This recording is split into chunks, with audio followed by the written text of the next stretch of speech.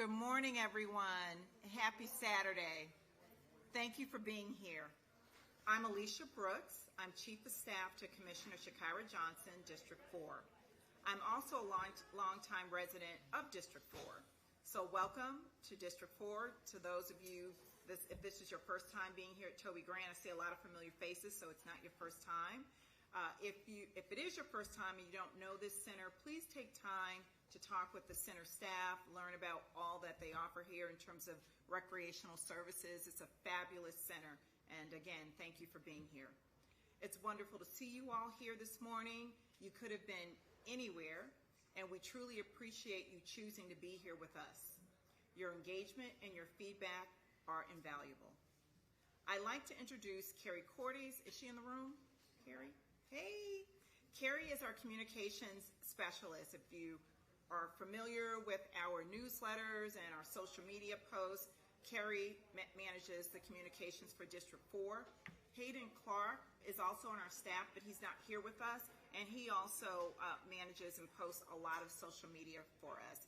And the story behind Hayden is that he was our intern last summer, and because he was doing such an amazing job, we just saw so much potential in him, we hired him to stay on with our staff. So it's one of our success stories with the summer intern out of the DeKalb summer program. If you're not already receiving updates from Commissioner Johnson, please send Carrie an email or see her today so that she can add you to the distribution list. That's how you stay informed about what's happening in District 4 and DeKalb County at large. Again, welcome to the second quarterly Community Connections meeting hosted by Commissioner Chakira Johnson, District 4. These meetings provide district and county updates along with information and resources for constituents. District 4 has been hosting these gatherings since 2018, and we've consistently heard how helpful they are for residents to connect directly with department directors and county representatives. And I always like to say that of the districts, we are the only district that has a quarterly come to you meeting. We come, that is true, right? Yay!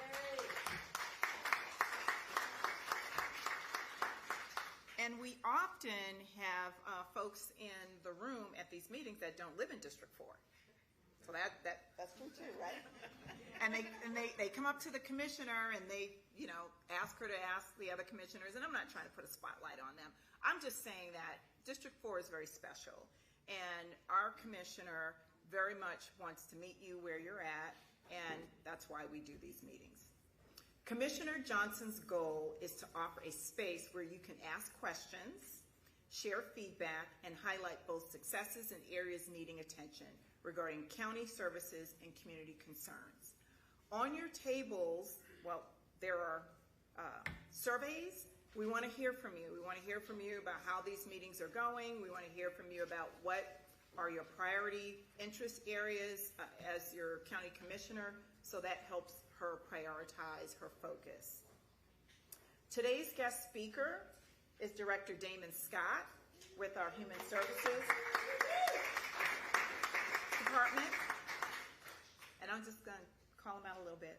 So the last meeting that we had, if anybody knows Director Scott, he's a man of few words. He doesn't say a lot.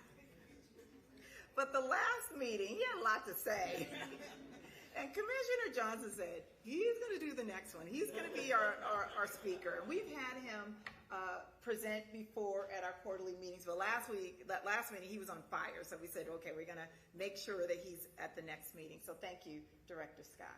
We're looking forward to hearing from you. He manages programs and resources available to DeKalb County stakeholders under his department leadership. And what you're going to find when he talks about what is offered under Human Services, some people in this room are going to say, I have no idea. I have no idea what's offered in DeKalb County under Human Services, so we are looking forward to that. Before we begin, a couple of housekeeping notes. The restrooms are to the left out of this door. I know there are restrooms on that side, but as some of you have seen, there are tables there. So if you could, when you enter out of this door, just go to the left and there are restrooms there. We will take questions at the end of the presentation, and our department representatives will introduce themselves afterwards. So we'll make sure that they give you their names, and a lot of times some of them are willing to give you their phone numbers, cell numbers. We've had that. So we look forward to the presentation, and we look forward to talking with you when it's Q&A time. And now I'd like to introduce Commissioner Chakira Johnson, who also serves as the presiding officer of the Board of Commissioners. She was unanimously elected by her colleagues in January to facilitate and manage the BOC meetings. How many people watch a BOC meeting, a Board of Commissioner meeting? It can be entertaining, right? It can be informative, right? So it takes somebody who is sitting as the presiding officer to take all that into consideration. And if she won't tell you, I will tell you. When she is presiding over the meeting, she's thinking about the constituents. She's thinking about what is the best way to make sure that this meeting functions in a way that you get an opportunity to see how government makes the sausage. And sometimes it's, it's not always, easy, but she gets it done. And so we thank you, Commissioner Johnson, for the work that you do on behalf of District 4. Thank you. Come on up.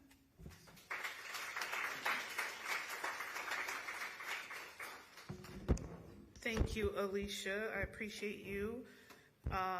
Ms. Brooks is my chief of staff. She's really the boss. But I really could not serve this community as well without her help and the whole team's help. It is a team effort, so I appreciate my team. We're small, but we're mighty, and we get a lot of stuff done. So today, do we have the presentation? Can we get the presentation on the screen? And Dr. Ferguson, you get to get in the hot seat, sir. You in the back. I saw you sneak in. Okay.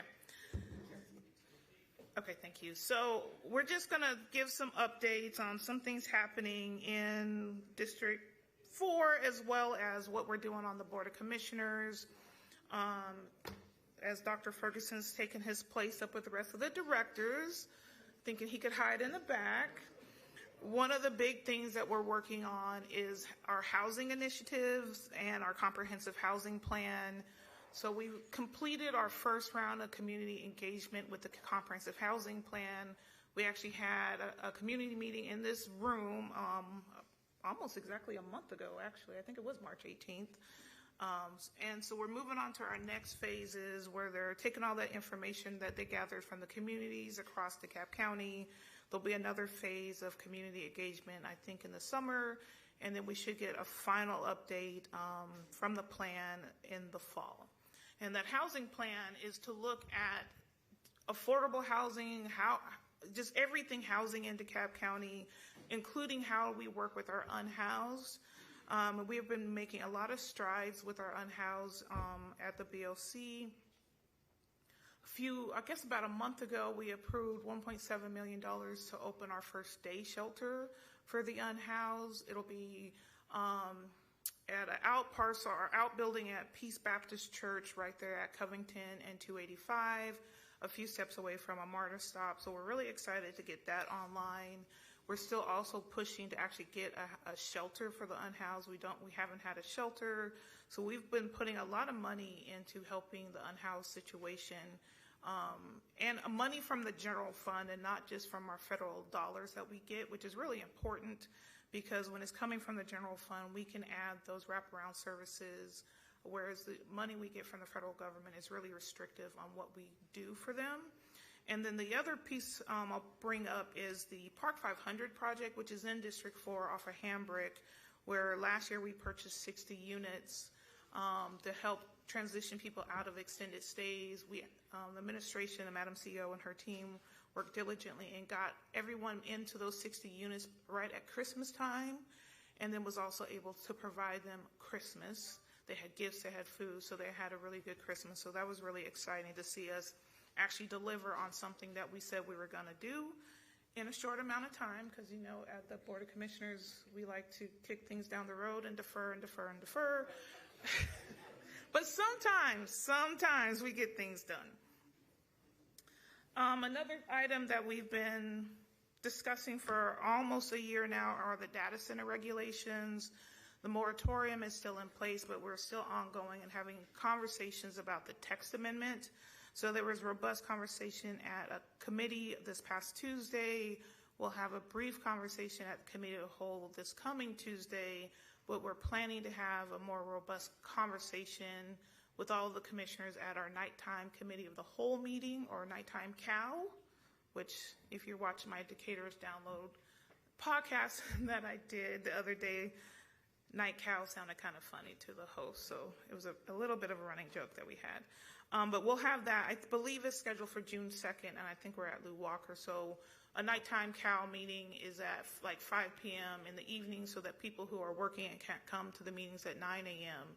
have an opportunity to participate with us in the evenings, and we do that twice a year, and we move them throughout the county. We will have Rod Frierson speak briefly and later on about MARTA. He is our MARTA board representative. He's in the room today. Today they are really launching the next gen, and so routes are changing. Some routes are closing. The bus rapid transit in downtown Atlanta is going on live, so a lot of changes happening with MARTA. So I'm excited to see our board member here today to give us a brief update later on. But we're also still the county is working with MARTA to make sure that we're actually getting the projects that we have been promised for years and years and years, especially here in Central and South DeKalb.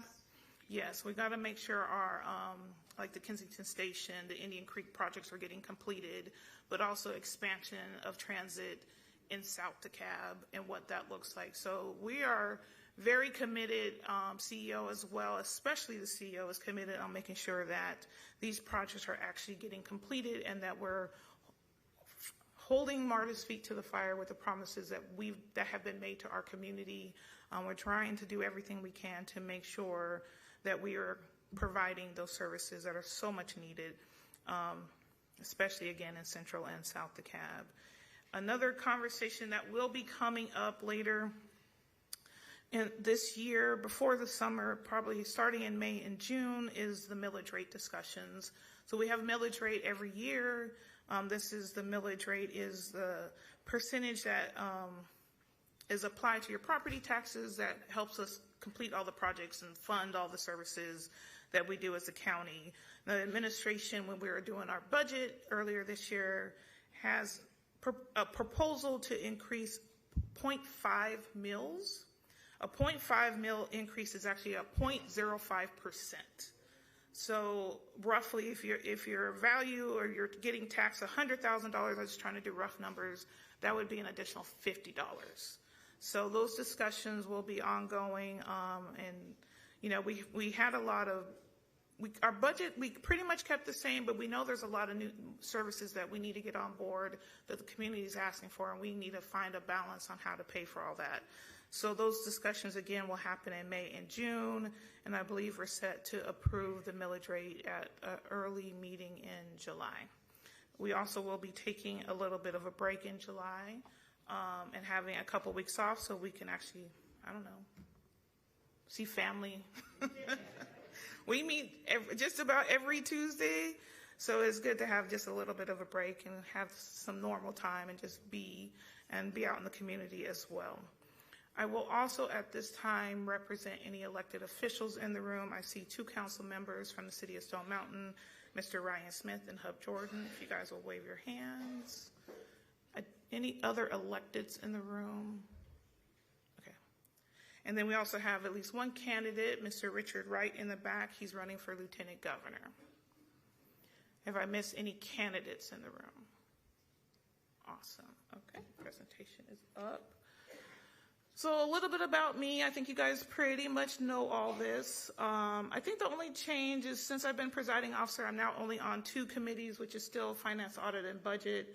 Public Works and Infrastructure. I used to be on Employee Relations and Public Safety, but I had to roll off of that one.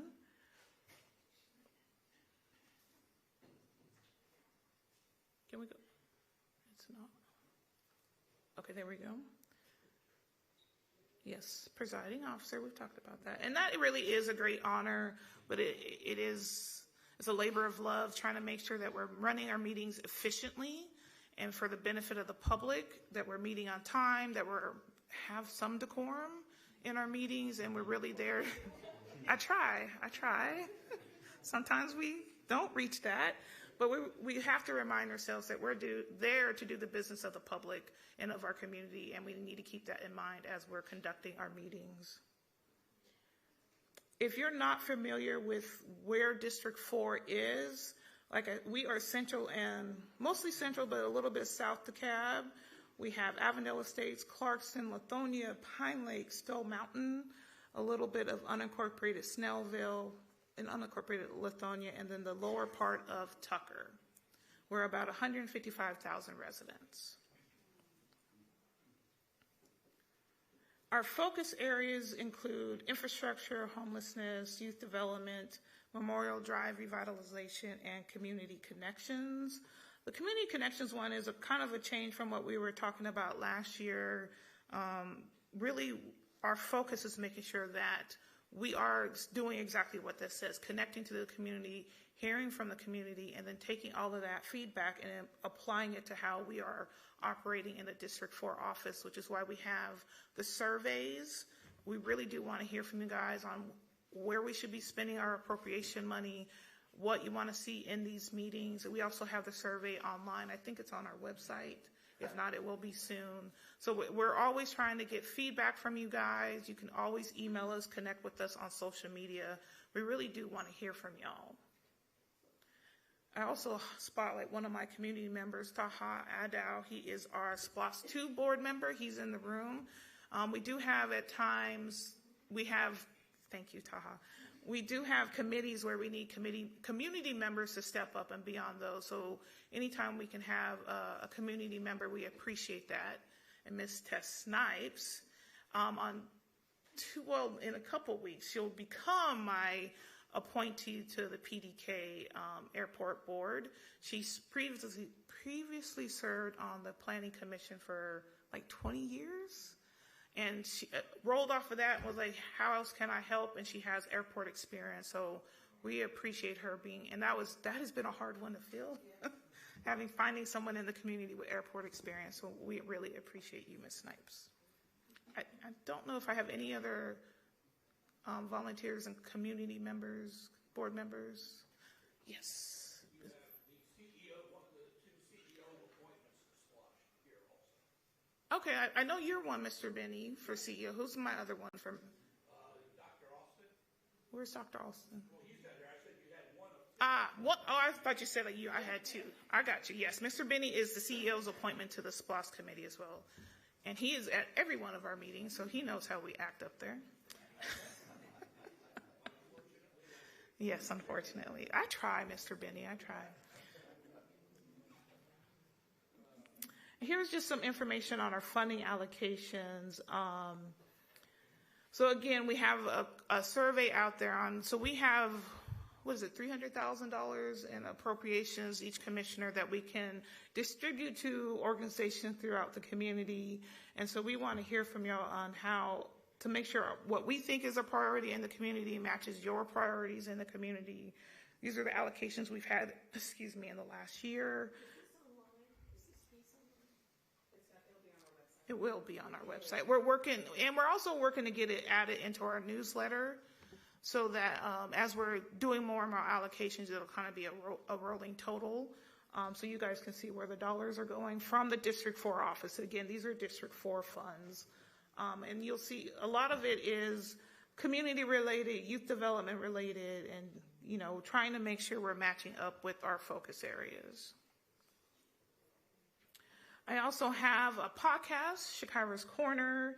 We record about once a month, and we always meet with a department head. Dr. Ferguson has been on there. I think we're going to tap Mr. McKinney. He doesn't know this yet, but he'll probably be a future guest on our podcast. So you become a director in DeKalb County. You don't know what you're going to get into, sir. Lots of surprises. Yeah, yes, he tried to sneak in the back too, Dr. Ferguson. I called him out before the meeting started, but you got called out during the meeting, so I'm sorry.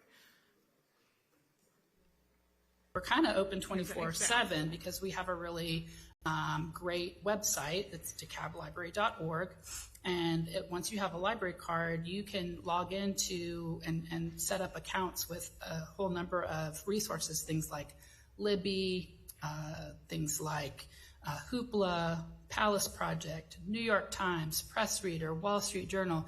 These are all ways, Galileo, these are all resources that you don't even have to come into the building for. You can check out these things online. And it's just a massive amount of content there for folks. So if you maybe have a long commute, you can download audiobooks.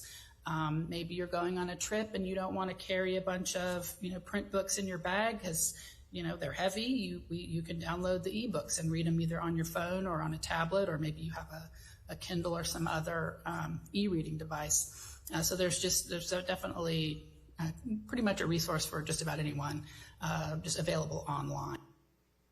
So that was a snippet from our last one to get published, a conversation we had with the library director. So that's just kind of an idea of what we're talking about with the directors, making sure that the community knows from what these departments have to offer is the intent of the podcast. If you haven't been to our website, please check it out. I think we are ADA compliant. We are ADA compliant. So if you don't know, there's a deadline in about a week for all of our government websites to be ADA compliant. So we were working hard to make sure we hit that deadline, and I think we are there. Very excited about that. Again, if you would love to get involved, community council, we still have one or two. PDK Airport Advisory, we are filling that one. But we have a couple others that we are still trying to fill. So please let us know if you have an interest in any of these. And there's a application, and we'll have a virtual meeting with you just to discuss and see where you could best fit in. So please reach out and let us know. And again, my District 4 team, I can't do this without them.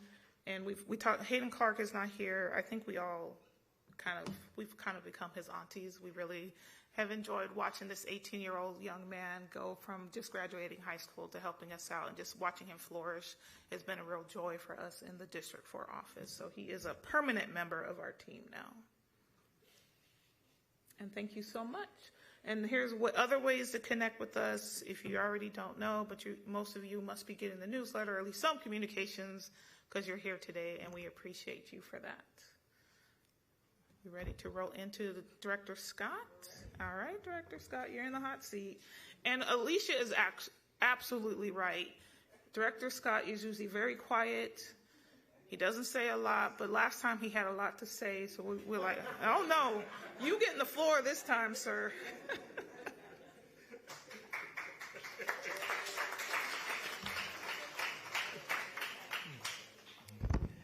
Thank you, Commissioner. Good morning, everybody. All right.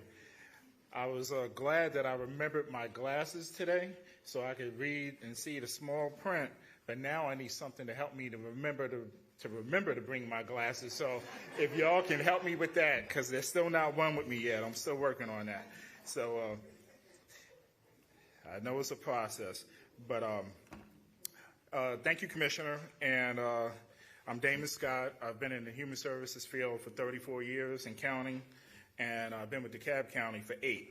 And it's been an interesting time, and from where it started and where we are today, and I'm going to talk to you a little bit about that. But I wanted to say thank you to Commissioner Johnson, because something at the last community breakfast that the tax commissioner said is very true. She came out to the human services headquarters and sat down with us and her team, and Carrie and Alicia, and they really sat down and learned to hear about what we do and what we've been up to, right? I've heard that not everybody fully understands it, but we are not human resources, not to take away anything from human resources, but we are human services. And If you want to explore further, there is a federal human services entity and there's a state human services entity. We are DeKalb County's human services entity. So this is not something that we made up, but it is something that we do have here in DeKalb, and it is something that I would like to share with you about what we've been up to. I would like to also thank Madam CEO and administration, and of course the human services team. They are amazing. They help me do my job better.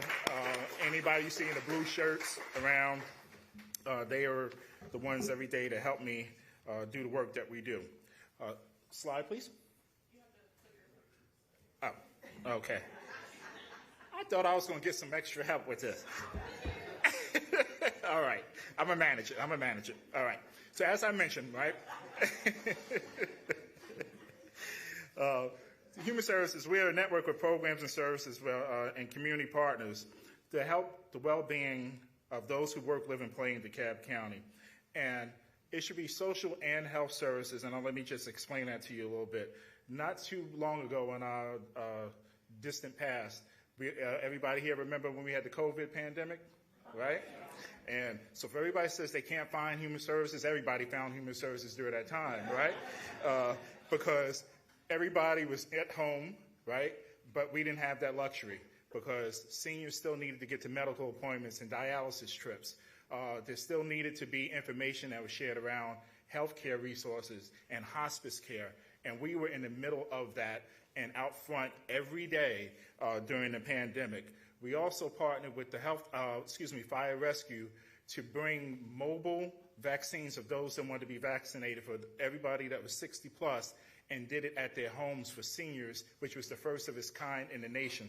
In addition to that, we partnered with the Department of Public Health to have at events to have different pop-up events for vaccinations and give information to seniors when we knew that they could not get to different supermarkets because there were times and people were rushing the supermarkets and clearing out the aisles and there was no food. People forget all of that kind of stuff, and there had to be a response to that. And Human Services was right in the middle of that to help put that together. And sometimes we forget about when you get when those things happen, when crises happen, and who is at the table and who's at the front door to kind of help the county and help the quality of life and for the families to take the next step. And then addressing food insecurity. That is an ongoing issue in DeKalb County, and it's something that we are continually a part of. And so that's part of the quality of life. So whenever there's a quality of life discussion, it inevitably involves human services. And we serve families, youth, and our seniors.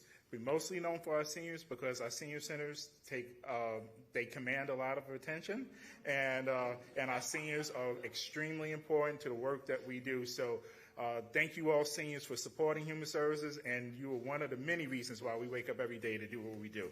So I want to say thank you. And so the foundation of Human Services, and you see this diagram of this house, right?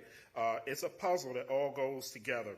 And primarily, we serve and connect. If you remember anything from today, just remember we serve and connect, and we're part of the fabric of DeKalb's quality of life, right? And it all goes together.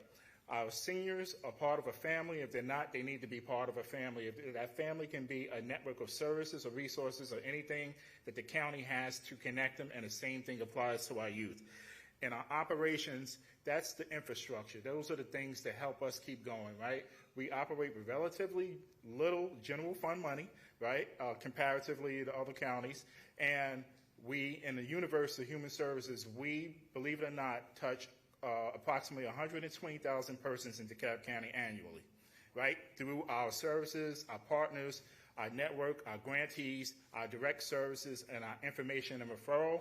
And then we have to have a strong fiscal team to make sure that all of the funds that we do receive from external sources, from the federal government and the state, and you know how that is a little shaky right now with a lot of those different things, but we still have been able to serve approximately 120,000 annually of DeKalb County residents, about 1/7 of the persons here. And we couldn't do that because we get audited and we account for every dollar because we know it counts. And without that money, without that funding, and a relatively small general fund amount, then I know that that's one less life, one less youth, one less senior that we can serve in the space that we do. So we make it very important. So specific to District 4 was what you want to hear about, right? How we serve, connect, and the quality of life here.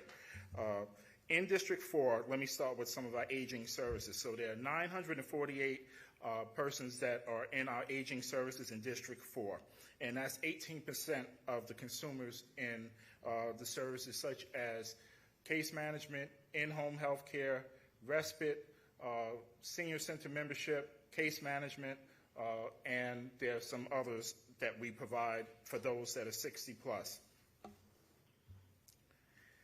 Our senior centers, there are 803 persons that are in our senior centers that are in District 4, right? And that's inclusive of the community and multi-purpose center that we have in Elon Road, which is the newest one that was built.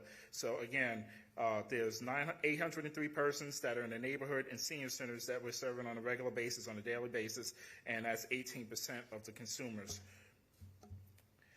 74 persons, let me make sure I'm in sync, not getting ahead of myself. 74 persons are receiving case management services. So we have a team of case managers that assess and work directly in the homes of the seniors that are eligible and qualify for additional services once they become 60 plus. And from there, there are things such as home delivered meals and other related services that seniors can be eligible for once they have assigned a case manager, and their wellness and well-being are checked and are worked by that specialized team. And so 21% of those persons are in District 4. 71 persons are utilizing our transportation services. So there's a human service transportation response in DeKalb County for those that have mobility challenges and persons that are above the age of 60 that have an unmet transportation need. And so we have a team out there that you can see if you fit into that category and you want to learn more about it. We are here today to explain some of that to you. And the heaviest concentration is around the Rockbridge Road area, and we know that things are changing with MARTA. And we know that, and so we're following that from a human services perspective to see what those possible next steps or things or where those gaps could potentially lie for those that are in our human services program but may need a human services response to get to the store, or a quality of life trip, or if they have a mobility issue, to connect them to MARTA Mobility, which is something we do on a regular basis. Youth. I remember the commissioner and Alicia pointed this out at the last meeting. Right? We talked a lot about, and some questions came up about what is the county doing for its youth. And so one of the things that Human Services has, we have an Office of Youth Services, right? And this division, they work with the children in DeKalb and young adults from 0 to 24, really. And then do our partnerships and our special programming. And there's some team here that can tell you about the 18 specialized programs that we've developed. And that actually came out of a response from a gap analysis that UGA did in concert with DeKalb County years ago to survey all of the youth across DeKalb County. And it was identified that there were no free programs that the Metro County offered to assist youth. And so those programs were designed in DeKalb specific to address those gaps. And I'll talk to you a little bit about those in a minute.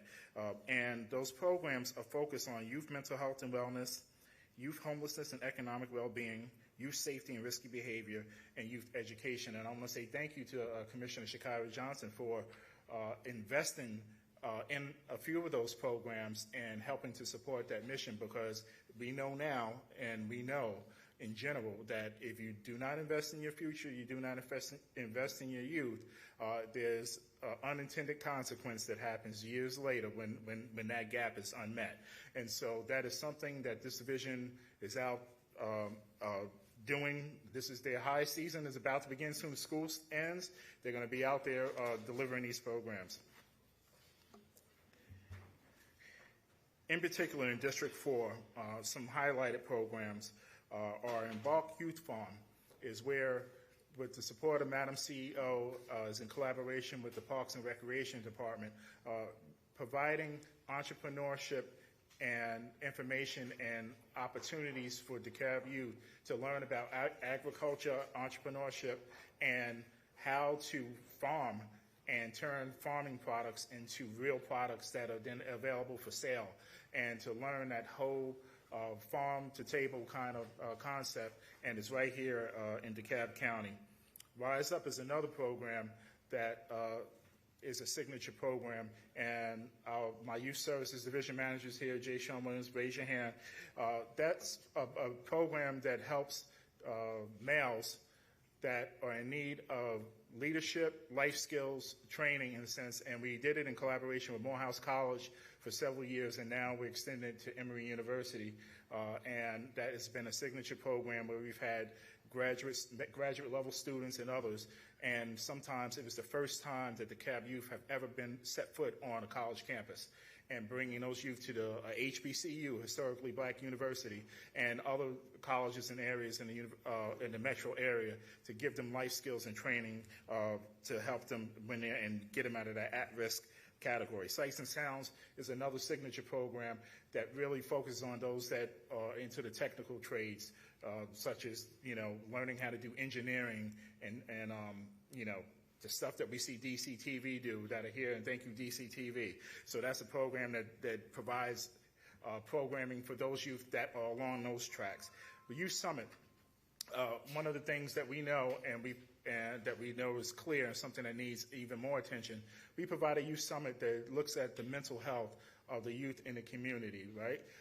We know that there's cyberbullying. We know that things are happening in schools. We know that youth are spending a lot of time on their phones. They're developing an alternative way of communicating. Some don't communicate at all. I know I'm a father of an adult daughter and a 21-year-old that should be graduating from college, and I expect him to, and he will be this come May.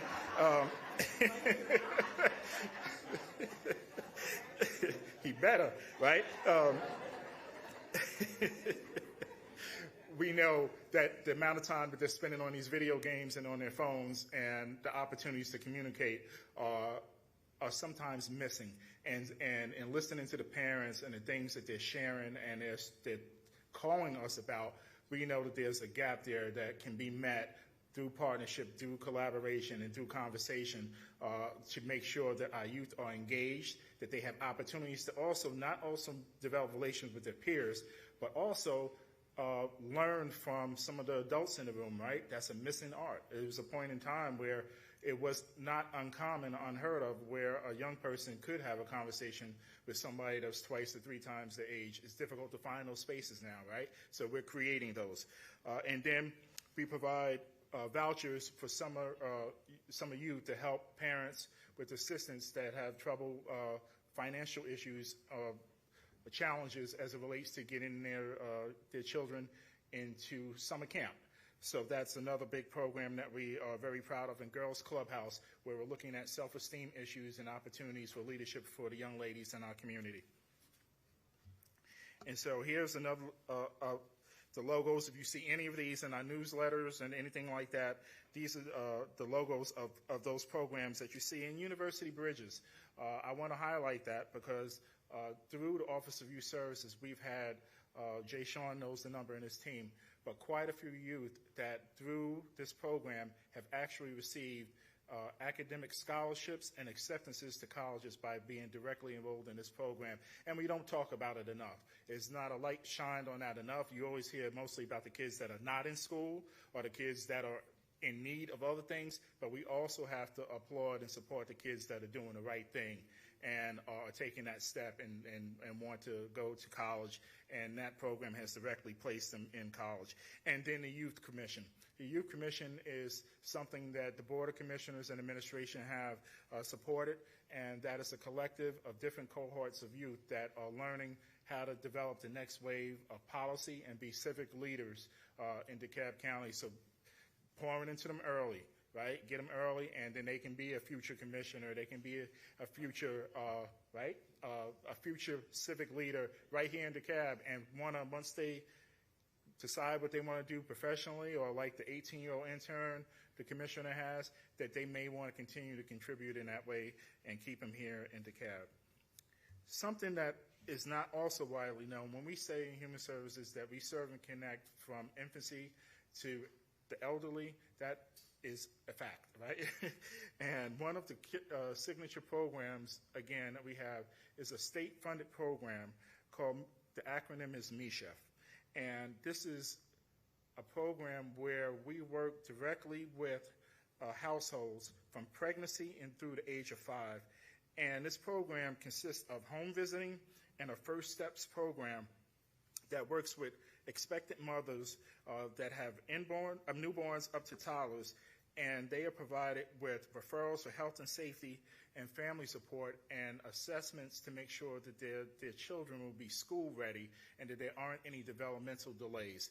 This is something that's not widely known, but I'm here today to make it widely known. This is critical and it's important because can you imagine what happens when children enter kindergarten and first grade and they are behind educationally and they're not ready to perform? We know what happens, and we know the statistics that by the time children are behind in third grade, right? If they're behind in reading and math by third grade, there's a high probability that they will end up in the legal system and the wrong side of the legal system. And it's something that's called the school pipelines to prisons. I'm not making this up. You can go research it yourself. It is there. So getting out in front of these things and making sure that these households and these families are school ready and have the support they need is a critical step and something that we're very proud of, that we receive state funding for on an annual basis to do this. And also, it provides another group of professionals called Parents as Teachers that also work with early learning modules and to make sure that the family is stable throughout that whole process. And in District 4, 52% of all the MESHF participants are right here in District 4. So we are directly contributing to the school readiness and preventing youth and children from being on the other side of those things that I just talked about. So 462 families are here in District 4 that are direct beneficiaries of this program. Now, community violence programming for youth. Let me give you a little bit history. Let me back up a little bit, and I have Deborah Furtado over here too, right? A couple of years ago, probably about 3.5 now, we applied for a federal grant through the Department of Juvenile Justice, and we were awarded that grant, and that grant was for the Human Services Department to develop a plan, not implementation, but a plan for DeKalb County that would suggest where and how wraparound services could be utilized based on the data that is suggesting where high incidence of crime and things that are happening that are impacting youth and families in DeKalb County. And so we were the only county in the Southeast and to be awarded this grant from a national grant, and we are the only county that has it in this way and a model that we have. And that's something to the team that I want to say thank you, Deborah, and the members of the team that worked on this, and applaud that because it's hugely important. And in order to do that, we had to have a lot of partners to work with us because the model consists of this, right? We know that things happen in schools before incidents spill over, and somebody else knows, right? Usually these situations, and we have law enforcement here, and they can attest to this, somebody knows something somewhere, and sometimes you need a wraparound approach because it could be something related to domestic violence. It could be something related to substance abuse. It can be something related to mental health.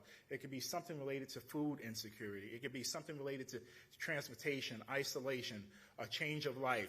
All these other factors are social determinants of health. That feeds into the response, right?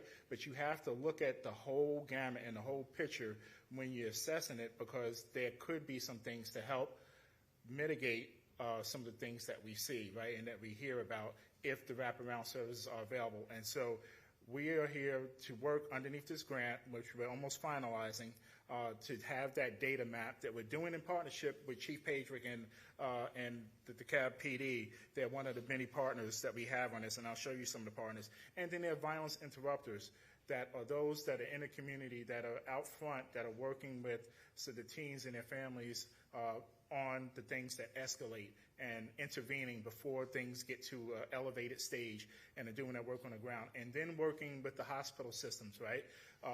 Grady Hospital and Emory are two of our partners, and we know that what happens when somebody is the victim of a violent crime or incident. In order to be treated, they have to go to a hospital, right? So why not have an intervention or something there to lower the rate of recidivism or retaliation? And so collectively, that model is built in where we're looking at it from all components and looking at the data that's coming from all of our community partners to help inform what DeKalb County may or may not do or may not implement going forward that all impacts the livelihoods and the success of the youth. And so we're almost done with that report. So, in that final report. So here are some of the organizations that we have as partners. And so, like I mentioned, the DeKalb PD has been with us from day one, and they provide their data. Of course, we have, the federal office that's working with us on crime prevention. Emory, the state court, the DA, United Way, Emory, Grady, Georgia State. We have a criminologist that works with us as part of the plan as well. The DeKalb Public Health, the Public Defender's Office, the school system, DeKalb Schools, and Hope Hustlers is one of the violence intervention organizations, and others. But I just wanted to share with you that we're not doing this in isolation, and all of the data from these organizations, we have memorandums of understanding with each one of them where they can share the specific data from this model so that it will inform that map, and then the final product will be a map where we will see where wraparound services can be employed in areas of the county that correlates with the stuff that each entity has said where they have tracked the incident. So we are very excited about that, and to be the only one in the metro area and the southeast that has this. The next thing I want to talk about is something else that the Human Services Department does.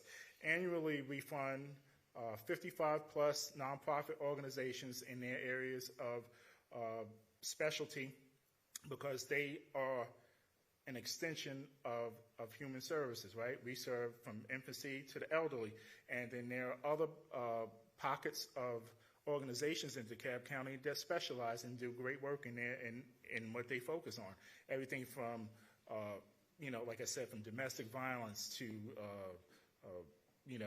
unhoused population. There are immigrant services. There are financial literacy. There's all kinds of things to help the quality of life of persons in DeKalb, and we fund 55 nonprofit organizations. That money does not stay in the Human Services Department. I want to be very clear about that. It comes to us, we administer and monitor the grant, and we give it right back out. So it does not feed our budget. We do not keep it, and most of the money that we receive goes right back out to support District 4 and the residents and the communities and the programs that are right here in the other districts. So we do not keep it. It goes out to serve the quality of life of those that are here. And so there are 13 grantees that are here in District 4 that we monitor and make sure that they meet all their deliverables as a condition of their grant. And 3 organizations serve youth, 3 with disability services, 3 with public health, 2 with family services, 1 with food insecurity, and 1 with homelessness, a total of 13. And these are organizations that they just don't get the grant. They go through a formal grant process, and they have to meet a score threshold of 80 or above, and then there's other criteria, and then a selection committee that decides the final scoring of each applicant, and then a grant is awarded from there, and then the Board of Commissioners ultimately approves the funding for those that we recommend for awarding and going forward. And so upcoming initiatives in District 4, as I mentioned, we have the Rise Up program that the Commissioner supported, that's coming up, and you'll hear more news about that. And then another is the Commissioner's Cookout that we collaborate with the Commissioner's office on, and we're looking forward to doing that again this year. Girls Clubhouse is upcoming again, and then we're going to have a very specific program as it relates to CVIP. I'll use the acronym. And then the Youth Commission has an event here in District 4 that's upcoming. We will share. And then with Park 500 that Dr. Ferguson leads, we'll be doing a resource day at Park 500 in May, and that we're currently doing the planning for too. So everything that's mentioned here, we'll make sure that information gets out. And if you see our logo or anything else, you know a little bit of background about the when, where, what, and why. And I just want to say thank you. And here's information that you can see for our brochure and our newsletter. And I truly believe that not just because I'm the director of it, I truly believe that Human Services in DeKalb County is the best in the metro area and one of the best in the nation. And we work quietly to provide that safety net. We don't jump out front and say, hey, look at us, give us the attention we deserve. But I want to say thank you to you all for allowing us to say what we do, and because we just usually are just, as they say, boots on the ground, doing what we do, because what we are here to do is serve and connect and provide resources to you all in District 4 and the whole DeKalb County. And I'm a licensed clinician, and I'm a therapist, and this is my life's work, and we're going to do the best we can in DeKalb County and keep doing it here for District 4. Thank you.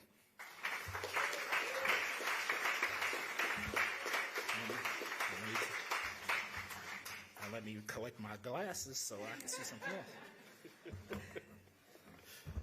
Thank you, Director Scott. I'm a former therapist too, so what does that say about people who end up in DeKalb County?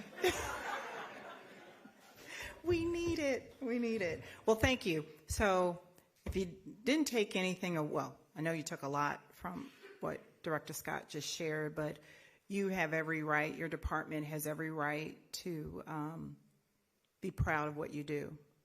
There is tremendous amount of work that comes out of Human Services, and so we hope that what you heard from Director Scott today, some of it, there was one program that I wasn't familiar with, and I can tell you from my days being a therapist, to have services come in prior to the birth of a child through toddler years is transformative. If you want to impact families and you want to impact high-risk families, get them before the baby's born. So thank you for that. All right, so you've got some additional folks that are going to be also speaking that are here. Are they all in the room? My speakers, can y'all come on up front? So we've got some additional subject matter experts that'll be coming who work in collaboration and partnership with Human Services, and District 4 is very pleased to have good partners on the Human Services side. It really helps us be grounded in what we're doing, and I just want to plug our program our cookout that's coming up. Chakira's Cookout is scheduled for Saturday, June 27th, and it is STEAM focused. So look out for that communication and dates and information on that. All right, ladies. Good morning again, everybody. It is a pleasure to be here with you all today. And just a little bit about myself. My name is Charlotte Newton-Daniely, and I am the Human Services Administrator under Director Scott leadership. I provide oversight for senior services. One of the things I kind of want to talk about, Director Scott mentioned earlier about our in-home services piece. We provide services for our homebound seniors. There's a lot of attention that's always given to the senior centers, but not necessarily for our homebound seniors. So we provide homemaker services, personal care, respite, home-delivered meals, and caregiver services. Now, let me start with the question, how many of you in the room know someone that have memory impairment, dementia, or Alzheimer's? How many of you are caregivers for someone suffering from mental illness, mental health? Okay. And one of the things that Damon Scott challenged us with is to expand our services into the community. And in 2024, September 2024, we launched a Memory Cafe, which is in District 4. And that Memory Cafe gives an opportunity for caregivers and their partners to come out and participate in events. We all know how devastating that memory impairment can be on the participant as well as the caregiver. It affects every impact of a person's life. from their daily activities to the social daily activities, as well as caregiver burden and caregiver burnout. We see that a lot in the seniors that we serve. At the Memory Cafe, we partner with the Dementia Spotlight Foundation, as I said, in 2024. And the launch has been very, very successful.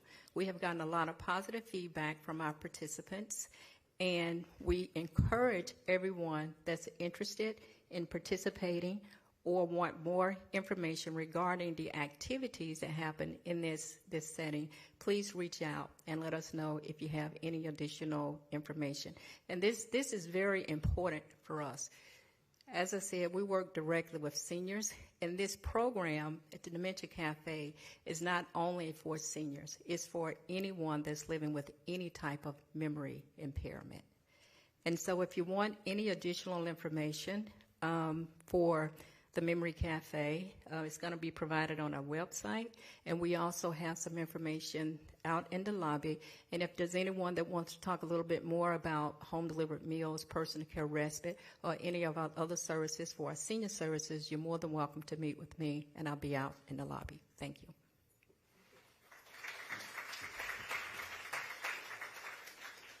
And the memory cafes are located at District 4? We have one at East Central DeKalb Community. I'm sorry. The Dementia Cafe is in District 4, and it's located at the East DeKalb Community and Senior Center, which is located on 4885 Elam Road in Stone Mountain. Okay. We're the first and only. This is the only cafe that we have in DeKalb County. And dementia-friendly county, yes. Okay.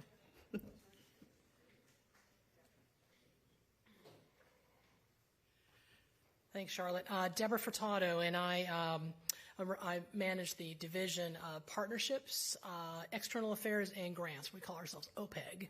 As Damon mentioned, the Community Violence Intervention Plan, it started off, I'll never forget, about almost 4 years ago now, Damon, that Damon asked me, he said, it was right during we were still working at home, working remotely with COVID. He said, I want you to go for this grant through the Department of Justice. I had never ever applied for a grant. Charlotte knows because she's an expert with grants.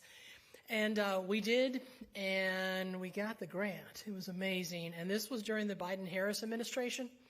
It was like so long ago, right? Oh, my gosh, like dog years, But we did get the grant. And like Damon said, we were the only us, and actually it was Fulton County's DA's office got a grant too, but ours is different. Ours is for the entire county. And what we're working on, and we are almost finished, and we also finished an audit through the Department of Justice, which I think I lost years of my life. And when we have no findings, Bridget knows, thanks to Bridget, but what the intent of it is really the previous administration looked at violent crime as being related to public health, and it is. And I have learned, I'm not an expert in this. A lot of people on our team, the police department is a partner. We have so many partners, and that's the key thing with our grant. We partner with so many internal and external organizations. Planning is a partner, because you think about it, that really makes sense. But our first part of this was to identify what we call hotspots. Areas where DeKalb has high violent crime, focusing on two areas, homicides and aggravated assaults. So we've done that, and we keep that information current. I was just talking to the major about looking at cities outside, so not just cities that have their own police departments, because we know, like I live in the city of Decatur, so we're going to be looking at that this year and gathering their information and then providing them with the maps that we use. So the intent is really 4 phases, and we are almost finished, but that identifying the hot spots, working with Grady. Grady, under this grant, developed their hospital violence intervention plan, and it's called IVY, and it was actually up there on the screen. It's Interrupting Violence for Youth and Young Adults. And what's really cool about that is when someone comes to Grady, and Grady, is our #1 trauma center in the state, gunshot wound victims, even if they go to an Emory, they're usually transferred to Grady because they have the experts there. And what happens is they have violence interrupters or credible messengers who go to their bedside, work with people, and what I'm really proud of, what Ivy has done, is they enroll people in this program. And program is to set them up, to find out what happened, to set them up with social services. And less than 2%, I think, and maybe 5% of people are returned as victims of violent crime. That's really unheard of in the country. Usually it's higher than that people do come back. They've been shot again. So what we're doing is that was a major part of it. And then the other part is really looking at doing a community assessment. So community assessment was going out into the community like we were out. This community has hotspot areas, and going out and meeting with businesses and with people and really getting their feedback. Right now we're in the last phase. It's a hard phase, and it's called asset mapping, and I think the commissioner will find it very cool. We'll actually finish the end of September with this grant, and then in the summertime we'll have reports for the commissioners, and what we'll show them is in asset mapping, like Damon mentioned, social determinants of health are really what affects. So, for example, I already have looked at things and know that in areas that are high violent crime areas in DeKalb, we have really no transportation. We have very, very few parks and rec facilities, very few libraries, very few health centers. People don't have a way to get to their jobs. So it goes back to being able to show our elected officials why. So they can say, okay, here's what we need to do. But also what I'm really proud of is what we've done with youth. And Damon last Saturday was at a meeting we had partnering with Emory-Hillendale, which also has a hospital violence intervention plan. And we have something called the Peace Campaign that we worked with Emory-Hillendale and with youth who are high risk. There's a difference, and I know my colleague Jay Sean knows, between at risk and high risk. We focus a lot on at risk youth. It's a little easier, but high risk are youth that have already been incarcerated. They've already gotten in trouble. So there are folks who are working with the high schools. DeKalb County School District's been great, but we have testimonials from youth that I'm so proud of that have changed their lives. So that's the key thing, is it really can happen. And there's been a lot going on in Metro Atlanta. You all know Piedmont Park. We've had, a 3-year-old killed. I can't believe it, a 16-year-old. So our whole point is to partner with law enforcement to work, coming up with a plan where we are intervening sooner. And that's what this plan will ultimately have. And we have a social worker on our team that's part of the grant. She's invaluable. And having an Office of Violence Prevention, ultimately, that's the ultimate goal, that will be working and partnering with all of us on really preventing violence. So that's where we are. But one thing I always want to talk about is it's a public health issue. You don't hear that enough. You think about COVID was public health, but it's an issue where there are solutions that we would do for any disease that we have. So I want to let you know I'm very excited about this program and the fact that we still have the grant through the feds. Thank you, Deborah. All right, now we'd like to turn to our department heads, our directors, and Mr. Patterson, if you wouldn't mind coming forward too, because we'd like for you to provide some comments as well regarding MARTA. So one of our newest, well, you gentlemen are pretty new to DeKalb, but it probably feels like dog years, right? Already? It's all good, it's all good.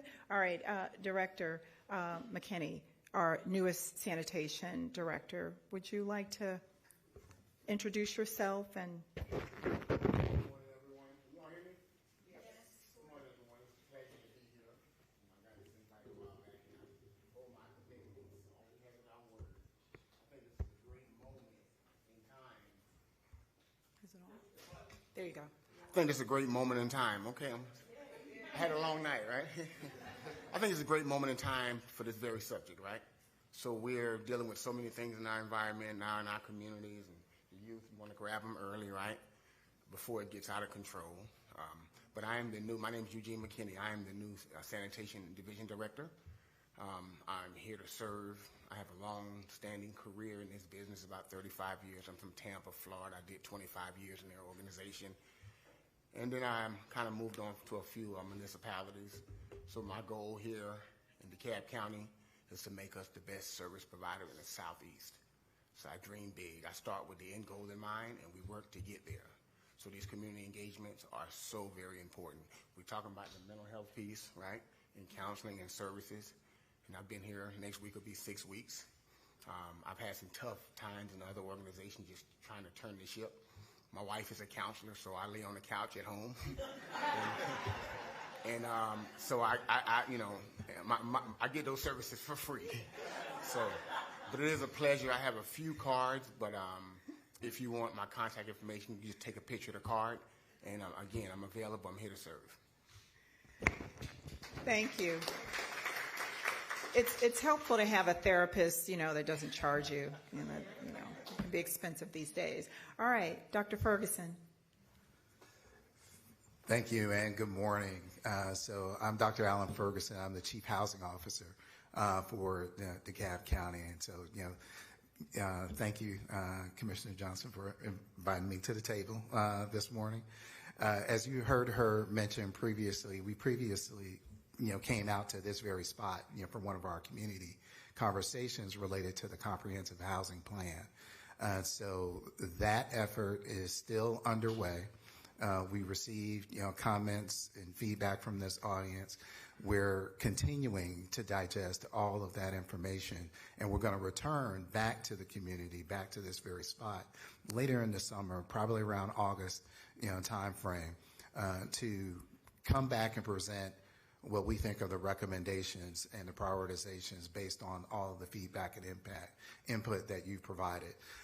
So for those who, you know, weren't able to attend, you can still go to the website engagedecab.com and find out more information around the comprehensive housing plan, provide your comments, and sign up for the newsletter so you can keep up to date. And as obviously through Commissioner Johnson's office, we'll be sharing more information as those dates in August get solidified and we return to the community. Again, to seek your input and feedback before we finalize the plan and move forward in presentation to the Board of Commissioners. And some other matters I really want to highlight. You know, here in DeKalb County, we're extremely focused. My job is extremely focused on opening up housing opportunity, you know, throughout the county. And that means whether you own, whether you rent, no matter where you fall on the income spectrum, whatever type of quality of life, you know, that you're searching for and desiring, we want to try to help do everything that we can to facilitate that great quality of life through the housing lens. And that's part of my charge. So through the Housing Investment Bond and the Affordable Housing Fund, the Affordable Housing Fund was approved by the Board of Commissioners last November in 2025. And in this year's budget, the Board of Commissioners approved the allocation of funding for $12 million towards that fund. We're going to use those resources to really advance a number of different programs in the housing space to facilitate and open up those types of housing opportunities, you know, I mentioned. So just this past week, we held 2 information sessions on some programs that we're trying to put together and launch later this year. One is a down payment assistance program where, you know, eligible residents can receive, you know, up to, and I'm sorry, Paige Mitchell, my brand new project manager, she's about 12 days, 13 days old in this position. But we're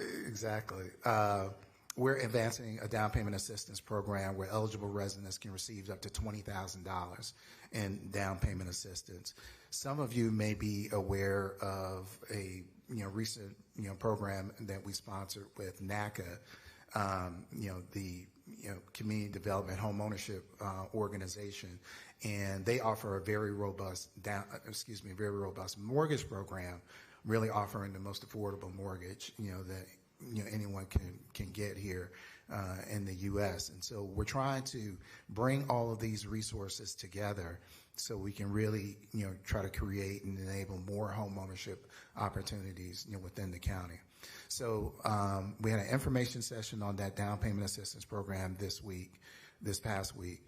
You can go look at the video for that information session. You can find it on the Decide DeKalb YouTube channel, where it's posted as well. And Commissioner Johnson will make sure you get links to those so you can share with your constituents. We also had, and I'm very excited about this, a second information session on the owner-occupied rehab program. We're calling it Brighter Home DeKalb. It's an owner-occupied rehab program that we're intending to launch again, later this year, probably, hopefully third quarter, maybe early fourth quarter of 2026.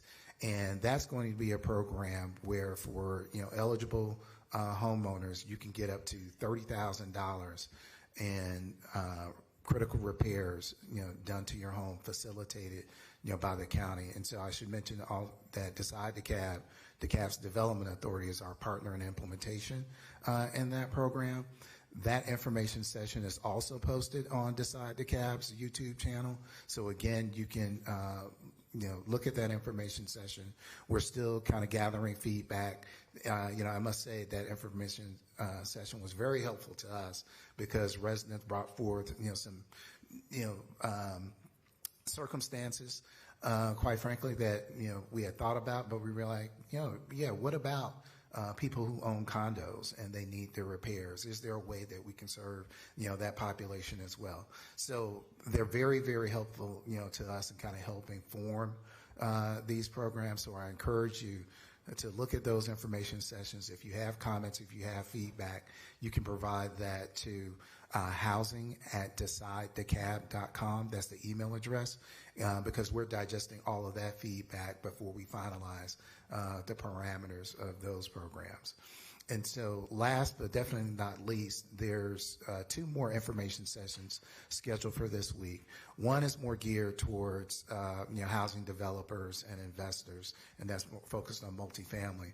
But then there's another program that we're intending to launch, what we call our Housing Capacity Building Seed Fund. And out of that program, we're going to relaunch, if you will, or recast a faith-based development cohort. And so what is that? For, places, of faith, institutions, quite honestly, a lot of them own a lot of land. They have a lot of property. Some have very large parking lots that they're not quite using anymore. So we want to engage the faith-based community, church, synagogue, mosque, whatever, to really kind of enable them with the technical knowledge, mentorship, opportunities for partnership, as well as pre-development funding, so that we can help them help us try to address some of the housing challenges here in DeKalb County, to convert some of their excess land, their excess property, some of their properties that are underutilized into housing opportunities for folks here in DeKalb County. So that information session will be coming up this Thursday, April 23rd. And so please spread the word, as some of you may venture out today and tomorrow and with your networks and your communities, that session is happening. And we're trying to spread the word on that program because we think that'll be a really, really impactful program around especially getting community engaged and working with the county to address some of these housing challenges. So lots of great things happening in the housing space, even more to come. Again, thank you, Commissioner Johnson, for this opportunity. And I appreciate the opportunity to speak to you today. Thank you. Thank you, Dr. Ferguson. And we'll be sure on the commissioner's communication platforms to make sure that all of that information gets out to you all in the remaining District 4 constituents that are signed up. All right. Mr. Ferguson, you want to? Frierson, I'm sorry. No, thank you. Thanks for allowing me to have this opportunity to share with you about MARTA. I always try to make it and being very intentional about coming to the community and just being a face for MARTA. I know a lot of people don't see representatives from MARTA because we're in a space where we're just not engaged like I think we could. I'm Rod Frierson. I'm one of 4 of the board of directors that represent DeKalb County. I've been on the board for 8 years. I've seen a lot. And I'm here to work with the community and work with the commissioners in delivering better transit for our community. So I just have a couple of things I want to share with you. I wear a couple of different hats. I'm also the president of the Hidden Hills Civic Association. Our community has 1,640 homes. We are over in the Redan, near the Redan High School area. And I always share that with people that I talk to because I work in that space. That's really where I spend 80% of my time, doing things to improve the quality of that community. And so I'm very much aware of some of the challenges that are faced with the seniors that use my mobility service, the residents who use the bus service. I'm on the bus line, and so I'm in that transit space because I'm in that community space. So I do understand those things. So I just want to talk about a couple of things. If I could, how many people are using mobility service currently? If you're using mobility service, can you raise your hand? Nobody using modern mobility? Okay, all right. Okay, how many in here use the bus line, buses? Anybody here use the bus?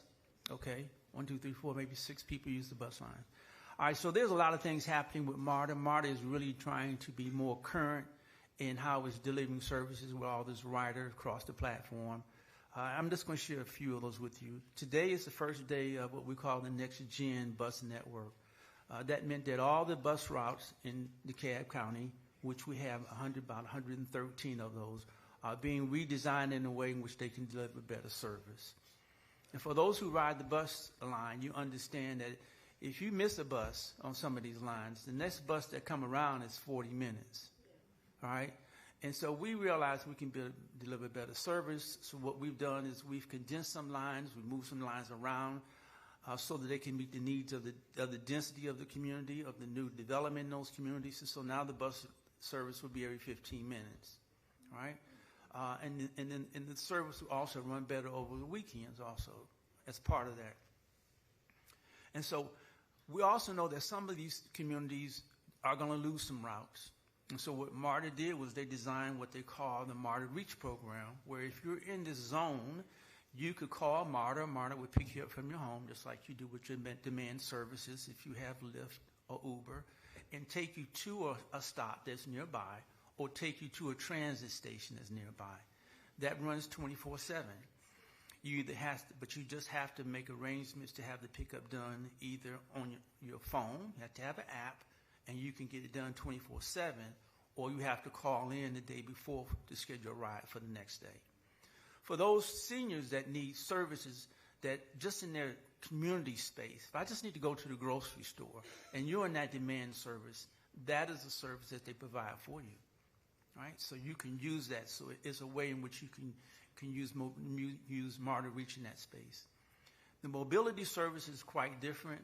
And I don't see any mobility providers in here, but we do understand that, to be frankly, that service is not doing well.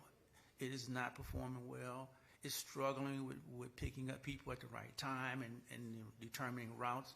We're very much aware of it. I've seen the performance numbers. And so there's a lot of changes that we've been making with that. The board has decided to bring that service back in-house because it's gotten to be so bad. So we're going to bring that back in-house. Our fiscal year ends at the end of June, and we're going to bring it back in-house, and next year we're going to just kind of manage it that way. So that's what I left a flyer out on the table. There's a few over there also that talks about the Next Gen. It's effective today.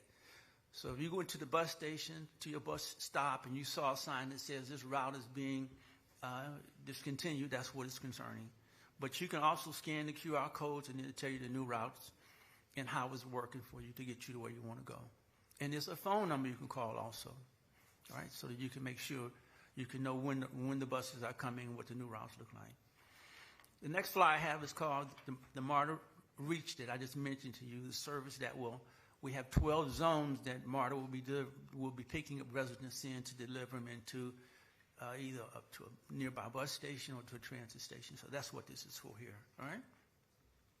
Then the third thing I want to talk about is housing a little bit, because I think MARTA is a big partner with DeKalb County in delivering housing.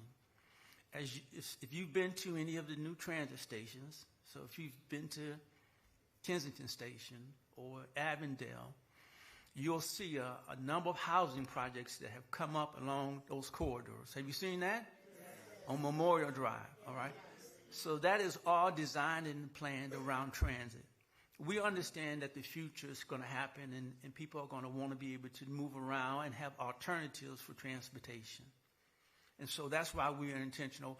So in some of those spaces, MARTA owns the property and they go into agreement with builders to build around those. Some of those spaces, they're in partnership with DeKalb County, where DeKalb County builds the housing, and MARTA provides some of their leverage to offer affordable housing in that space, because MARTA does have the ability to use their leverage to offer affordable housing opportunities because they're a federally funded organization, right?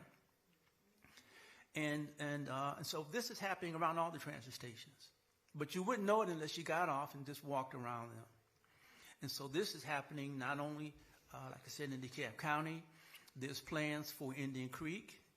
If you've been to Indian Creek Station, you'll see the renovation that's been done there. The new bridge that's been put in to cross over Durham Road, right? So we can get to the senior citizens facility over there. That was all part of what we talked about 7 years ago when I first got on the board. How we can make the Indian Creek Station a lot more robust and deliver service in that space. So all that's changing. There are plans for housing in that space. All right? So these things are happening across the landscape on the MARTA transit system. And then finally, I just want to say that, the way if you are a senior and you had a Breeze card, those Breeze cards are not all going to go away. So MARTA has implemented a new Breeze card system. This is what it looks like here. This is the new Breeze card. It has a little chip on it, just like your debit card. All the old Breeze cards are going to be discontinued. So if you have anything on it, you need to use it by May 1st. These are the new ones that you'll be able to get. But you don't have to have a Breeze card anymore. If you want to go to the transit system and pay with your debit card, you just tap and pay. If you want to go to Dry Transit and you have a Apple Pay, just tap and pay. All right. If you have Samsung, tap and pay, right? So the system now has changed so you can pay as you go and you don't have to load a card, right? But if you do need one, you have to go and get one and you can load it. And this card won't expire, okay? This one will be around for a while. If you are a senior and you have a card and you need to renew it, you need to reach out to MARTA Mobility so that they can send you one of these new cards and you can be able to use this. And you won't never have to go back into MARTA to get it reloaded. If you want to, you can go to the store and get it reloaded. If you want to buy a card at the store, just like you do gift cards, you can buy them off the rack, reload it with money, and use it on the transit system. So all of that has changed in our ability to try to deliver better service to DeKalb County. All right. So if there's any questions after it's all over with, please let me know. I'm here to answer and to serve. All right?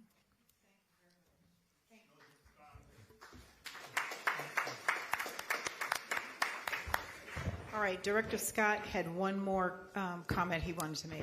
Yes, me again, sorry. I wanted to publicly thank Benita Smith, who helped with the mapping that I had mentioned. And the other thing I wanted to just make you all aware of is that, DeKalb County, we have centers for our seniors. We have several thousand members that are part of our senior centers, with Lou Walker being the largest with over 3,500 members. So I want to make you all aware of that, because soon we'll be announcing a whole bunch of activities related to Older Americans Month. So be on the lookout for that, especially as we announce that coming up in May. And then Annette, raise your hand. Annette is part of our Information and Referral Division. Any question that comes up from the community about a resource or anything related to that, Annette manages that, and a resource guide that Madam CEO did a press conference around about all the resources in DeKalb County for anything under the sun that you have a question about or a service need for. There's a guide that can help you with that that's online. And Annette's team also manages those things that the commissioners need any additional assistance or questions about impacting your lives, or a question that you may be sending them. So I just wanted to make you all aware of that. So thank you. All right, thank you. All right, thanks to everyone who were here and have given comments. We appreciate you. Now we're going to go into Q&A. And I see you, I'm going to get to you, and Carrie's also going to join me in a little bit. So we're going to get started. We're going to go 30 minutes, and we're going to try to get as much in as we can. All right. Hello. Thank you. Thank all of you. But I do have two questions. Question number one, AARP defines senior life at 50. I want to know what your age is. when you were talking about older Americans, number one. And number two, I've heard a lot about programs for youth and for seniors. And I did not raise my hand when we talked about if we had loved ones with dementia, because I have buried everybody, right? So I was part of what they call the sandwich generation. And I have not heard a single thing from Human Services about the sandwich generation. And I want to know what's your plan. I would like for you to talk a little bit more about your sandwich generation so I could then... Okay, so my sandwich generation is I took care of my mother through 2 strokes, my dad through cancer, and my mom's maternal sister until her death while I had a child, while I was working. So they call us those who were sandwiched in between. Okay. In fact, on Thursday, I think it is, come to Lou Walker. We're doing a caregiver conference over several hours that's focused on the sandwich generation. That's specifically providing resources, guest speakers, and a network to support all of those that are in that space that you just mentioned, where you had to take care of a loved one, and for any family member or relative in that space. So it'll be at Lou Walker Senior Center on Thursday, and we can provide that information for you, and that is something that we're doing with that group. 50. It's really 60 plus older Americans, and that's a federal guideline. We don't set that, and that's, but it's something that we are aware of, and that's where the resource guide comes in, and my team does work with those. So if an individual situation comes up where somebody is below the age of 60, even though they don't technically qualify for aging services, we do work with a lot of nonprofit organizations and others that can help that specific circumstance. But the issue and the challenge then becomes, and because you raise an excellent point, federal dollars and state dollars are very specific, and you have to, in order to use it and not get in trouble, you have to do it according to the guidelines, right? And so those that are below that pocket of, you could be 58 and a half, 59 and 3 months, it doesn't apply and we can't use it. And so that's why we have had to develop this whole other network of those that aren't bound by that criteria to make those referrals and to assist those that are below the age of 60. So we can, on an individual circumstance, connect people to those types of resources. Yeah. And then one other point that was talked about earlier in terms of the Dementia Cafe, that does not have an age limit on it or bottom on it. Okay? All right. I had a question back here. Carrie?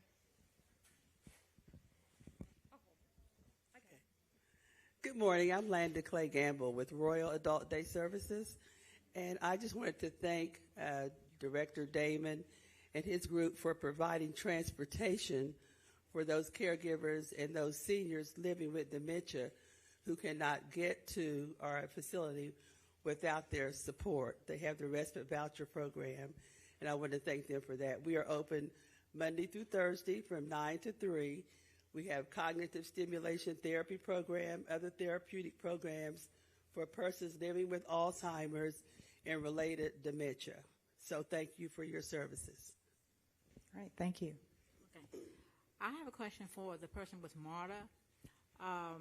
Last time we had a meeting on Saturday like this one, the person from MARTA said that if you have a senior citizen's breeze card, that in the month of May, I think, that they were automatically going to send you another card. That they were going to automatically send you another card, and that the monies would be transferred if you had money left on there. So is that still true? I didn't hear you mention that today, so I didn't know if there had been a change to that, or are we going to get those new cards mailed to us? Okay, so this is for a senior, correct? Right. Okay, so you have to you have to. There's a couple different ways they're trying to reach the seniors. One is that you have to reach out to them and tell them that you have a senior card, and then that way they can mail you a card saying that, give you the new card with your new information on it so you can have it. But you need to reach out to them to make sure that happens. I wouldn't want you to have a card and it's not working, so I think it's important to reach out to MARTA Mobility, let them know you are a senior, you're in the program, you have a reduced fare card, and you want to get it replaced, right? If you still have money on that card, they did make arrangements so it can get transferred over, all right? But if you are on a reduced fare, it's just $1 for that service. But they do have a way in which you can transfer it over. But I would say that you should reach out to Mobility to make sure that you get a new card so you'll be able to use it on the transit system. And the one that they will send you will have your picture on it. It'll just be on a new card like this. All right? Mr. Frierson, can you share that contact information with our office and we can get it out in our newsletter? Oh, yes, absolutely. Thank yes. you.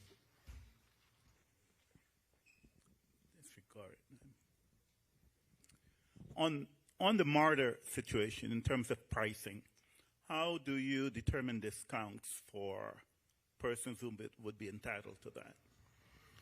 So MARTA offers 2 or 3 different ways in which they offer reduced fare. All right. So we are federally mandated to have reduced fare so that we can be able to do things for communities that we are trying to serve. And so if you go to the MARTA website, it's MARTA. It explains what it is that you can qualify for reduced fares. All right. But regular fare is $2.50. That includes a transfer. If you were to get on the bus and then get on the train and get off the train and get on another bus, it takes you through that whole process. All right. And then the reduced fare is something you have to apply for to qualify. We do offer some reduced fares for students. And so that program runs a little bit different than that one. So those all available if you go to ISMARTA. Hi, this is for Commissioner Johnson because the person's not here. I'm wondering if DeKalb could, not now because there's a lot of battles going on, but I wish there was a way that DeKalb could reinstate the car inspection that we used to have before we could get a tag. Now we have to have our emissions checked, but we don't have to have the car inspected. All over my neighborhood are kids who remove the mufflers on their cars. It's super loud and it goes on all night. It's all up and down 285. It's super loud and it goes on all night. Plus, everybody needs to adjust those headlights down to the road because now they've put those really bright headlights on that are killing not just seniors, but everybody I talk to complains about that. And that was something that in the old days when we had to have an inspection, they would look at your headlights and say, nope, these need to be lowered. And I think if we could do something about the mufflers and the headlights, driving would be 100 times safer at night in DeKalb.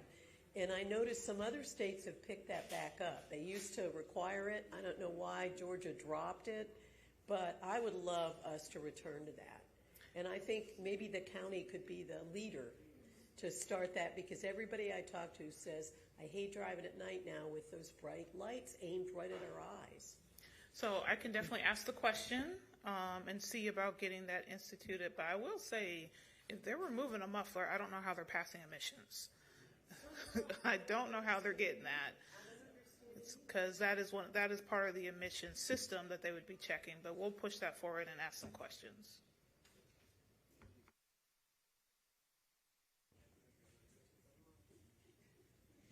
I have a question about adult literacy programs. Does DeKalb County offer them, or is that a nonprofit function? It's primarily, as of now, a nonprofit function with one of the that we utilize within our network. However, it's something that we can also check out to see if WorkSource DeKalb has something underneath their portfolio that also deals with it. But we do have some nonprofits that we work with that focus on adult literacy and financial literacy as well. And I think the library might have some programs as well. We'll check with them too. Hi, I love that you have the Memory Cafe program, but I know a lot of my friends who are caring for parents who don't have dementia, but they are caregivers, they are isolated, they're not being socialized. Can they also participate in the Memory Cafe? Yes, the answer is yes. Thank you. The answer is yes. And I think, again, there was no age limit, and it's not just dementia, but any of those type of disabilities would be welcome in the Memory Cafe. up in age and not have a disability, but they still need that socialization. So I'm uncomfortable with us restricting it to people with disabilities, because that will give a stigma to them not wanting to bring their parent. Gotcha. And I also plug our recreation centers and our senior centers because of the programs that are offered there. Just a host of different programs that are offered at our different centers. Yes, just a little bit more to address your question with the Dementia Cafe. As Commissioner said, and as we said earlier, it's open to anyone in DeKalb County that's suffering from any type of memory loss. And there's various programs that's out there.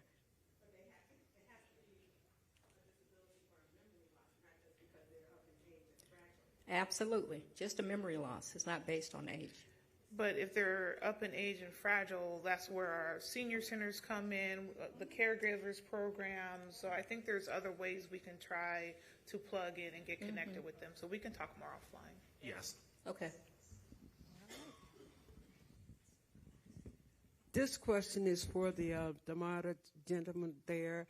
I live right across from the Indian Creek Station. I don't ride the bus often, but they have built the bridge. When are they going to open the gate for them? Well, I am also waiting on the ribbon cutting ceremony. I mean, I love walking down when I have to go and drive instead of driving, but it's a good walk.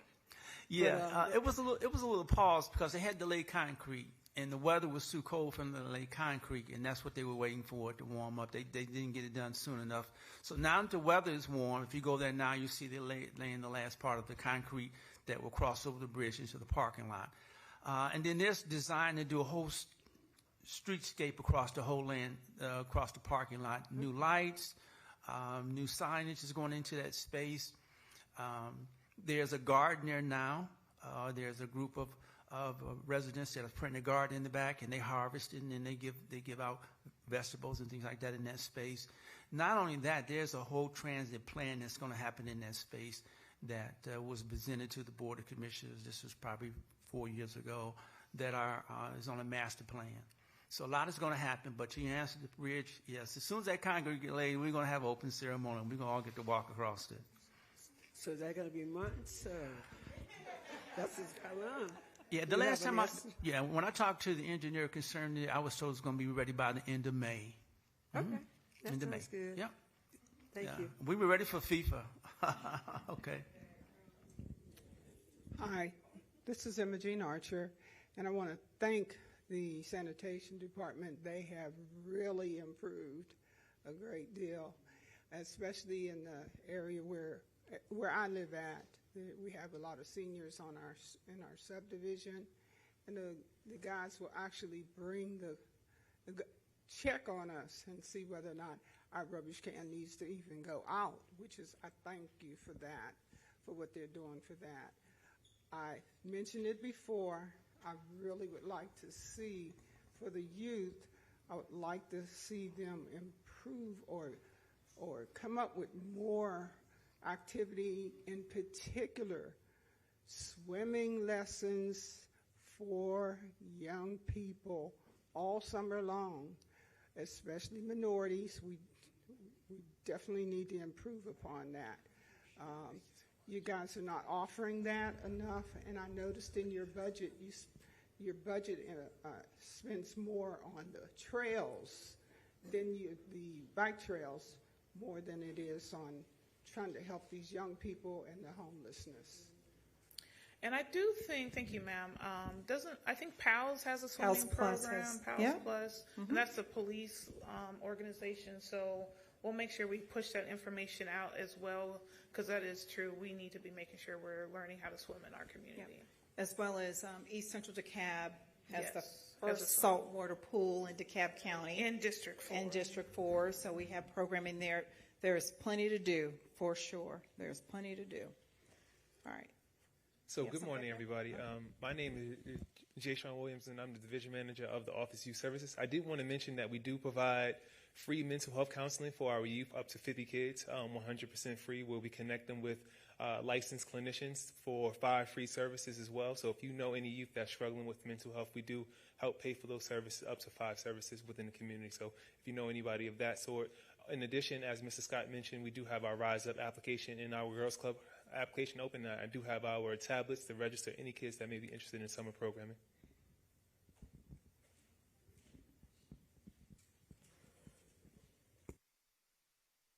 Can I add an additional question for the bright headlights? It's really getting out of control.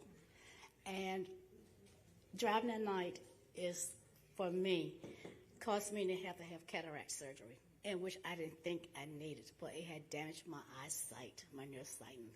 And what are they doing about all the bright lights from these vehicles? It's out of control. I mean, I have had to slow down. I had almost come to a stop. And who allowed them this? Well, I don't know. I think that's bigger than DeKalb County. Yeah, it's. Yeah. Yeah. Yeah. It heard, and she's definitely going to look into it. But we're talking about manufacturers of automobiles, and a lot of the new automobiles now with the headlights, they auto change.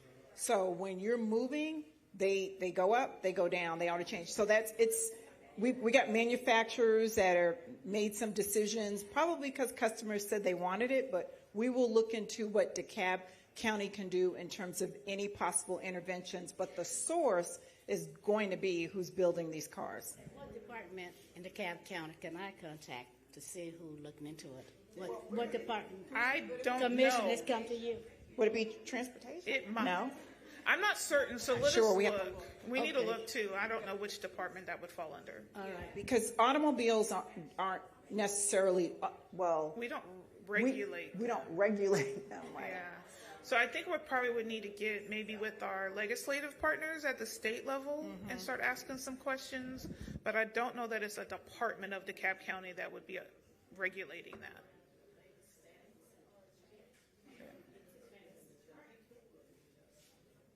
Well, you guys. And while she's going back there, I do see a council member from Clarkston who has snuck in, but he doesn't like me to recognize him too often. So, good morning, sir. Yeah, I don't know if this has anything to do with anything, but look like we have a big problem with litter out on Warriors Path. Now, I go up on Kingswood Glen, and I cleaned it up every day, just about every day, and over in the Waldrop Circle area, because that's where I live. But I see the guys clean up, the county cleans up Warriors Path, and in 2 days, people just go and throw it all out, all over again. Yes, sir. Yes. Well, we might need to have some more therapists in homes. And you know, on the therapist theme, my mom is a retired clinical psychologist as well, so I have that free therapist at home too. It is a running theme here.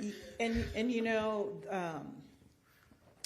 the county does a number of cleanup events. Commissioners do cleanup events, and get to Director McKinney. And I can tell you, we do a cleanup event, and sir, just what you said, we do a cleanup event, and you would think we were not out there for 4 hours, right, because in an hour, it's like, what happened? So what we're talking about at the essence of it is human behavior. We would be billionaires if we could figure out how to keep people from littering. Yeah. Well, you find them, they show up at court, but there's some, we all know these people. There are those human beings that no matter what you do to them, money, whatever, they're going to still litter. And so we do our best, but Yeah, so Director McKinney. To that, a lot of some major cities and just having the same issues, we identified our areas, right? And this is just I'm bringing a whole, like a fresh pot of just different ideas and things going around the country. Flock cameras are being used in a lot of places, pole cameras, as long as there's a tower they can tie into. But again, it comes back to the behavior. Nothing changes if nothing changes, right? So holding them accountable, getting them in front of that accounting authority and saying, hey, listen, you did this, and put some stiff fines behind it. You would hope the behavior change. You know, I think a lot of this stuff comes from who we are as people, our track to adulthood, and where we are as youth, where our people are as youth. Again, that whole maybe the counseling needs to start as an infant and start going there. But yeah, so the areas that are heavily littered and disrespected, you know, those are the ones through the process should be back out there cleaning up. So now one of the things we did in Tampa, if you went through the courts and you identified, part of your community service will be to pick up in the areas, the very areas you were littering in. You know, so those are some of the things in the pot that we want to be talking about as far as holding people accountable, because our beautification program does a wonderful job. They do a wonderful job. But it's almost disheartening when you go down the road and there's a cleanup going on and they're doing their thing, they're doing curb bumping, and then you see the weekend, come Monday morning, it's back out there. So I think accountability is the piece.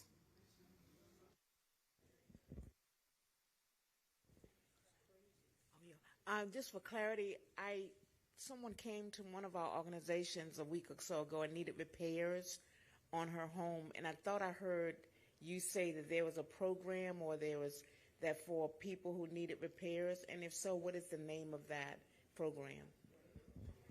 Sure. So there's currently a program in DeKalb County. It's operated through our community development department, and that program is called the Special Purpose Home Repair Program.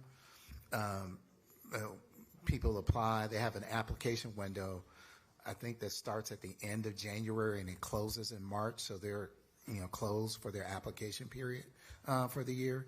But a homeowner can get up to $14,000 towards home repairs in that program. We're looking at starting a new program here in DeKalb County called the Brighter Home program, and we're going to provide up to $30,000 in home repair, critical home repairs, for eligible homeowners. Now that program, we're still kind of in formulation mode, and so it's not open yet, but I can give you my card. There are some other nonprofit organizations that are also operating within DeKalb County that offer home repair services, and I can get you connected to those other programs as well. Thanks. Question. With your programs, do you have a preferred contractor list, or the person can choose whoever they want? Yes. So Decide DeKalb is our implementation partner, and for the owner-occupied rehab program, they are going to post on their website a request for qualifications to identify those qualified contractors that can support the program. So I would encourage you to go to Decide DeKalb's website, sign up for their newsletter and their email blast, so that when they get ready to post that RFQ, that request for qualifications, you or people in your network can submit their information to be included as a qualified contractor. Yes. Yes, the program should be up this year. Yes, yeah, we're targeting, to get the launch. We'll actually be circling back to the community probably later on in the year with another series of information sessions ahead of application opening. And then from the District 4 office, we have allocated in the past, and we will continue allocations to a local nonprofit called the Handyman School. He can go into the community, into the homes, and do some very minor repairs. So if you have very minor repairs, please reach out to our office, and we can see if that the Handyman School can help you with that. So just before we wrap, a couple of announcements. And thank you, everyone. Thank you, directors, for being here. Thank you to DCTV. DCTV is always great. They're behind the scenes, but we can't get this done without them, so they are integral to everything that we do. We are having a joint Board of Education, Board of Commissioners meeting on May 4th. We'll get out more information on details about that. And then we're also planning to have a retreat between the Board of Commissioners and the CEO's office in late May. I think it's May 28th to 29th, so we'll get more information out about that as well. So we got a lot of things coming we're continuing to keep working. And again, thank you guys so much for being here. Love hearing from you and connecting with you. So thank you so much. Have a good day, Remember to everybody. complete the surveys. Complete Thank the you. surveys. Thank you.